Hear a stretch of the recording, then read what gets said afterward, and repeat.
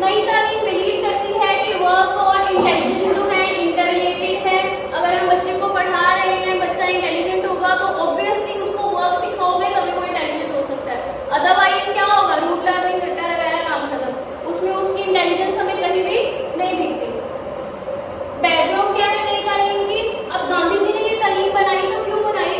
कहते हैं जब अर्ली सेंचुरीज की बात करें तो इंडिया में बहुत सारे डिफरेंट सोशल स्ट्रक्चर्स थे जहाँ पे कास्टिज्म था, लोगों के साथ भेदभाव किया जाता था, बहुत कम लोग थे जो पढ़े लिखे थे, तो वो सारी चीजें फेस करते थे, उनको सोसाइटी से अलग रखा जाता था।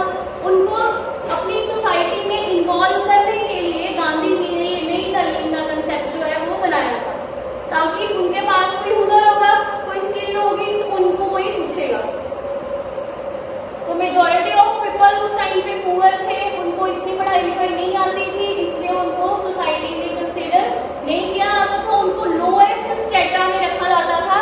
जो कास्ट सिस्टम था, विलेजेस और जो सिटीज थी उनके बीच में काफी गैप रहता था, सो दैट कि विलेज के पीपल सिटीज में ना आ जाए।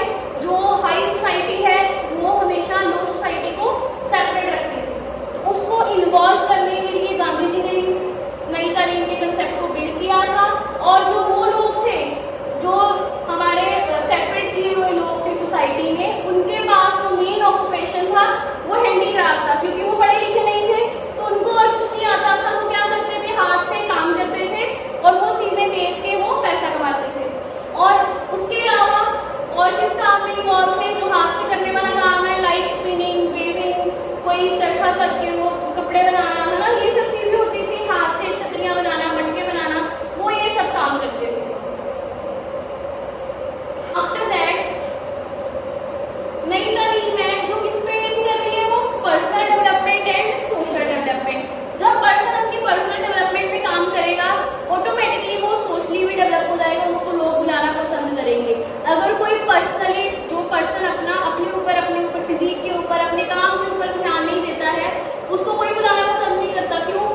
क्योंकि उससे किसी को कोई बेनिफिट नहीं होने वाला, राइट। तो जब तक हम सोशल डेवलपमेंट की बात करते हैं उसमें सबसे पहले पर्सनल डेवलपमेंट चाहिए। जब तक आपकी पर्सनैलिटी में कोई डेवलपमेंट नहीं कर रहे, आप पर्सनैलिटी आपकी ऐसी नहीं है कोई आपको बुलाए, तब तक आप कभी सोशल भी नहीं हो सकते, ये एक रियलिटी है, राइट। और ये सब आपको पता है।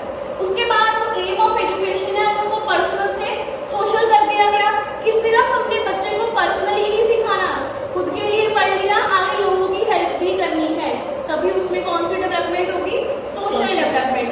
सोशल डेवलपमेंट किसके साथ लिंक कर रहे हैं यहाँ पे, हार्ट के साथ। जो अफेक्टिव डोमेन है हमारा, इमोशंस, किसी ने हमारे साथ बुरा किया या हमने किसी के साथ बुरा नहीं करना, वो इमोशन हार्ट के साथ लिंक है, राइट। तो ये हमारा जो मिडिल वाला डोमेन था, हैंड, हार्ट एंड ब्रेन वाला, हेड वाला, ठीक है, तो ये उसके साथ लिंक है सोशल डेवलपमेंट। और उसके अलावा कहते हैं देयर आर दो पर्पस है इसके, क्या बेनिफिट रहेगा। एक तो ग्राम विकास बोलते हैं विलेज की डेवलपमेंट को, दूसरा करना है रूरल डेवलपमेंट, ग्रामीण विकास, ठीक है, जो बैकवर्ड एरियाज है उनको भी इम्प्रूव करना है, इसका मेन फोकस था, ताकि लोग उनको बुलाएं, ठीक है। और बहुत सारे विलेजेस थे इंडिया में जो उस टाइम पे बहुत ज़्यादा पैथेटिक कंडीशंस में थे, जहाँ पे लोगों के पास खाने के लिए खाना नहीं था, पहनने के लिए अच्छे कपड़े नहीं थे, पानी नहीं था पीने को, काम नहीं था कोई, वो बहुत सारी सुपरस्टिशंस में घुसे हुए थे, कास्टिज्म का ज़माना था उस टाइम पे, और इक्वालिटी नहीं थी, लेडीज़ को घर से बाहर नहीं जाने देते थे, बहुत सारी चीज़ें आपने पढ़ी हुई हैं हिस्ट्री में। उन सब चीज़ों को ख़त्म करने के लिए या उन सब चीज़ों को देखकर ही गांधी जी ने इस कंसेप्ट को बिल्ड किया था कि उन चीज़ों को ओवरकम किया जाए। और इससे क्या हुआ, जो हमारा अगर ये सारी चीज़ें एग्जिस्ट करेंगी तो इंडिया गरीब होगा और गरीब होगा, कभी बढ़ सकता है, वो कोई भी कंट्री नहीं डेवलप कर सकती जब तक वहाँ पे इनइक्वालिटी रहेगी, जब तक वहाँ पे लोगों के साथ भेदभाव किया जाएगा। गांधी जी को चाहिए था कि हमारे पास इंडिया में एक अच्छी कंट्री बनानी है, क्योंकि मेन मोटिव उनका क्या था, इंडिया को आज़ाद करवाना। इंडिया आज़ाद कब होगा, जब उसके पास पावर होगी। पावर कहाँ से आएगी, जब लोग पढ़े लिखे होंगे, एजुकेटेड होंगे, उनके पास कोई काम होगा, वो अपने खाने के लिए पैसा कमा सकेंगे। जब तक हमारे पास अपने खाने के लिए पैसा नहीं है तब तक हम तो कोई काम नहीं कर सकते। बोलते हैं ना खाली पेट कोई काम नहीं होता, तो वो तो अपने खाने के लिए उलझे रहते थे कि हमें आज का खाना मिल जाए, कल का मिल जाए, उनको क्या पड़ा अंग्रेजों का। सबसे